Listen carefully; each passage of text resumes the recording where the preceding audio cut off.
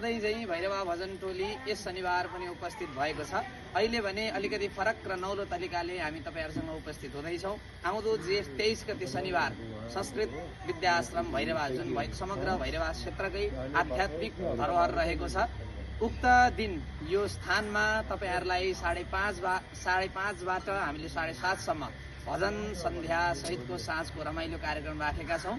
यो देवकोटा चोकबाट परासी रोडतर्फ जाने बाटोमा जिल्ला प्रहरी कार्यालयको ठ्याक्कै अपोजिटमा रहेको यो संस्कृत विद्या सन्यास आश्रमद्वारा सञ्चालित संस्कृत गुरुकुल माविमा समग्र बटुकहरूसहित हार्दिक सम्पूर्ण भक्तजनहरूमा हार्दिक निम्तो गर्दछौँ।